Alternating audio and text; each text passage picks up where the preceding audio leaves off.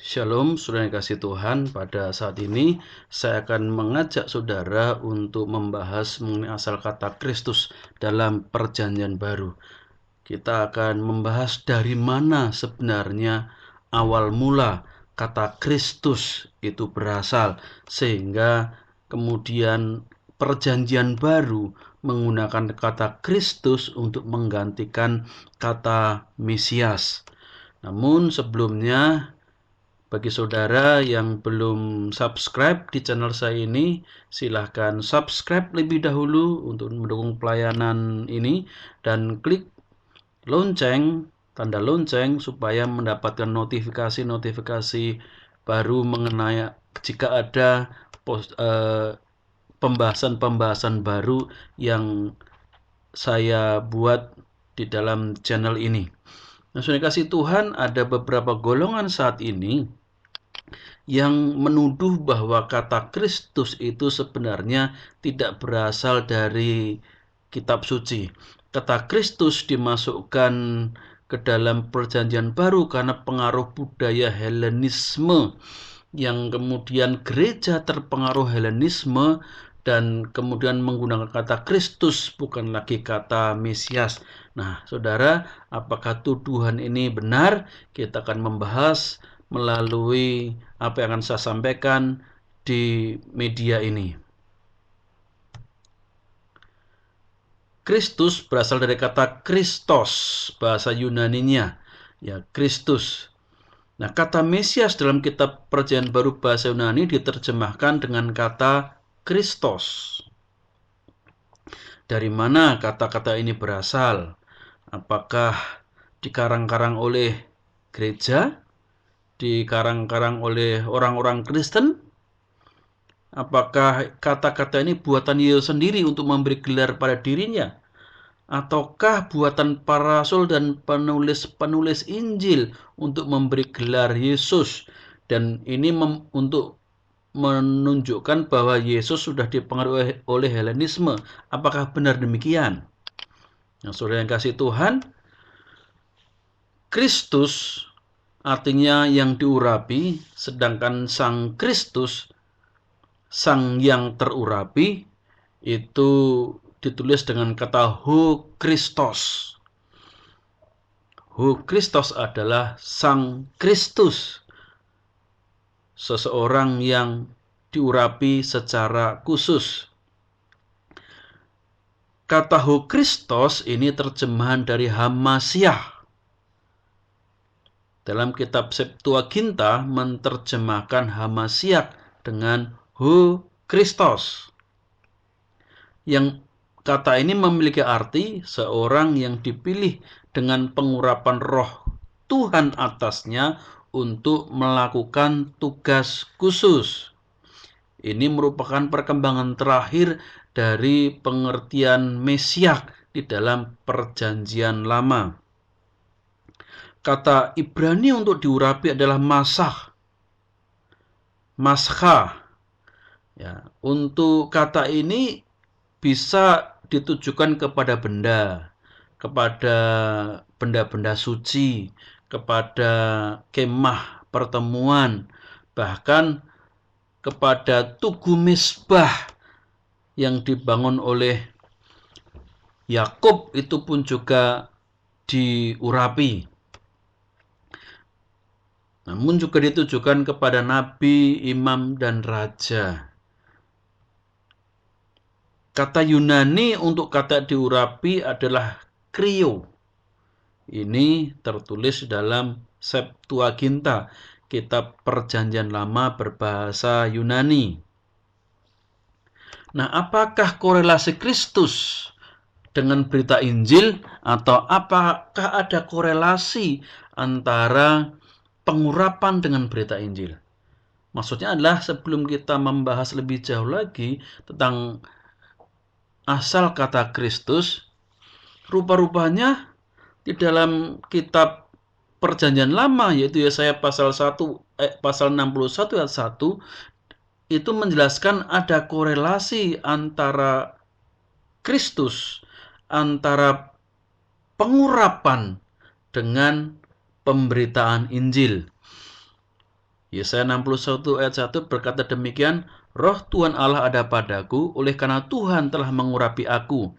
Ia telah mengutus aku untuk menyampaikan kabar baik kepada orang-orang sengsara dan merawat orang-orang yang remuk hati, untuk memberitakan pembebasan kepada orang-orang tawanan dan kepada orang-orang yang terkurung kelepasan dari penjara. Nah, bahasa aslinya untuk mengurapi adalah ekrisen. Ini kata dasarnya krio, urap, pengurapan, krio, ekrisen. Nah, kata ekrisen, mengurapi, ini berkaitan dengan kata menyampaikan kabar baik, yaitu evangelisastai. Nah, saudara, kalau saudara sering mendengar kata-kata Injil dalam bahasa Yunani, kita akan sering mendengar kata evangelion. Evangelion. Ya. Apakah kata-kata ini sebenarnya berakar dari Yesaya 61 ini? Bisa jadi. Dan saya yakin memang ini karena Tuhan Yesus sendiri mengutip ayat ini ketika dia memperkenalkan dirinya sebagai Mesias. Ya, jadi di sini dari ayat ini jelas ada korelasi antara pengurapan dengan tugas seorang diurapi, yaitu tugas menyampaikan kabar baik, evangelisastai. Nah, berdasarkan nat Yesaya inilah kata Injil dipergunakan dalam perjanjian baru, evangelion. Jadi, kalau perjanjian baru atau Yesus dan para rasul, para murid menggunakan kata evangelion, itu juga sebenarnya berakar dari perjanjian lama. Kata-kata itu sudah ada di dalam kitab Yesaya pasal 61 ayat 1. Jadi bukan sesuatu yang baru atau ide yang baru pada zamannya Yesus atau zamannya para rasul. Tapi ini adalah ide yang sudah ada dalam perjanjian lama, yaitu Yesaya pasal 61 ayat 1. Asal kata Kristus dalam perjanjian baru. Asal kata Kristus itu sudah tertulis dalam kitab Daniel pasal 9 ayat 25. Di sini dikatakan, maka ketahuilah dan pahamilah dari saat firman itu keluar, yakni bahwa Yerusalem akan dipulihkan dan dibangun kembali sampai pada kedatangan seorang yang diurapi, seorang raja. Ada 7 kali 7 masa dan 62 kali 7 masa lamanya. Kota itu akan dibangun kembali dengan tanah lapang dan paritnya, tetapi di tengah-tengah kesulitan. Nah, sebenarnya ayat ini adalah suatu nubuatan akan munculnya seorang yang diurapi. Hamasiah atau Ho Kristos, orang yang secara khusus mendapatkan pengurapan. Bukan orang-orang lain atau nabi-nabi yang diurapi, tetapi orang yang diurapi secara khusus, Mesias yang dijanjikan. Nah, untuk kata diurapi ini menggunakan kata Kristu. Nah, kata Kristu ini kata dasarnya adalah Kristos. Nah, artinya bahwa kata Kristus atau Kristos ini sudah tertulis di dalam perjanjian lama, khususnya kitab Daniel pasal 9 ayat 25 versi Septuaginta. Nah, dari sini saudara, kita dapat bukti bahwa kata Kristus itu bukan buatan Ya, kata Kristus itu bukan buatan gereja mula-mula atau suatu kata atau ide yang tiba-tiba muncul di zaman Perjanjian Baru, tetapi kata ini sungguh ada dalam Perjanjian Lama, yaitu di dalam kitab Daniel pasal 9 ayat 25 versi Septuaginta. Jadi bukan rasul-rasul yang karena dipengaruhi oleh Helenisme, budaya Yunani, kemudian dia memasukkan ide-ide baru, kata-kata baru ke dalam kitab suci Perjanjian Baru. Selanjutnya kita akan membahas mengenai asal kata dalam PB berdasarkan Daniel pasal 9 ayat 26. Sesudah ke-62 kali 7 masa itu akan disingkirkan seorang yang telah diurapi, padahal tidak ada salahnya apa-apa. Maka datanglah rakyat seorang raja memusnahkan kota dan tempat kudus itu. Tetapi raja itu akan menemui ajalnya dalam air bah. Dan sampai pada akhir zaman akan ada peperangan dan pemusnahan seperti yang telah ditetapkan.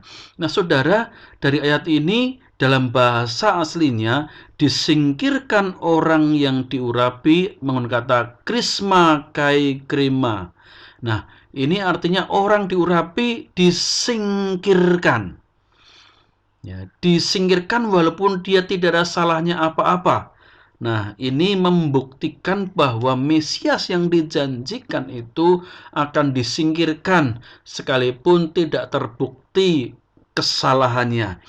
Dan nubuatan ke-62 kali 7 masa itu tergenapi dengan keadaan Yesus yang disalibkan. Dan yang menarik adalah saudara, dalam kitab berbahasa Ibrani Daniel 9 ayat 26 ya, kata disingkirkan orang yang diurapi itu menggunakan kata yikarat Masiah. Yikarat Masiah. Kata karat itu mempunyai arti memotong atau menyembelih seperti menyembelih kurban. Jadi di dalam kitab ini justru menjelaskan bahwa Mesias itu akan disembelih menjadi kurban. Jadi pengertian menyingkirkan di dalam bahasa Yunani itu sejajar dengan memotong atau menyembelih orang yang diurapi. Nah, ini artinya kitab bahasa Ibrani sendiri menjelaskan bahwa Mesias harus berkorban, menderita, dikorbankan. Jadi, Yesus yang dikorbankan sebagai domba sembelihan itu bukan ide atau gagasan Perjanjian Baru yang dibuat-buat oleh para rasul atau ajaran Yesus sendiri, melainkan konsep ini sudah ada sejak dalam Perjanjian Lama, bahwa Mesias itu akan dikorbankan. Ini berdasarkan Daniel 9 ayat 26 yang berbicara mengenai Mesias yang akan dikorbankan. Nah, kiranya ini dapat menjadi tambahan wawasan bagi kita bahwa ide tentang Mesias yang akan mati, dikorbankan, itu bukan ide Helenisme, bukan ide gereja mula-mula, tetapi ide Allah sendiri. Lalu kesimpulannya saudara, bahwa pertama kata Kristus yang dalam bahasa Yunani Kristos itu bersumber dari Perjanjian Lama berbahasa Yunani yang disebut Septuaginta. Tepatnya dari kitab Daniel 9 ayat 25 dan 26. Dua, jadi perubahan kata Mesias menjadi Kristus bukan juga dibuat oleh gereja Helenisme atau Yesus sendiri, tetapi oleh para rabi di Alexandria kurang lebih tahun 200 sebelum Masehi. Sekalipun kemudian tahun 900 Masehi para rabi menolak menggunakan Septuaginta, tetapi yang menerjemahkan PL ke dalam bahasa Yunani itu bukan para rasul, bukan Yesus, tapi para rabi Yahudi sendiri yang sebanyak 70 orang rabi yang terdidik, yang terpelajar, yang menerjemahkan teks-teks suci Tanakh berbahasa Ibrani ke dalam bahasa Yunani. Demikian apa yang biasa sampaikan pada saudara semua tentang asal mula, asal kata Kristus. Kenapa bisa dipakai dalam perjanjian baru, dipakai untuk memberi gelar kepada Tuhan Yesus, itu sebenarnya bersumber dari perjanjian lama, baik Yesaya maupun kitab Daniel. Kiranya apa yang saya sampaikan ini bisa menjadi berkat bagi kita semua. Tuhan Yesus memberkati saudara semua. Haleluya. Amin.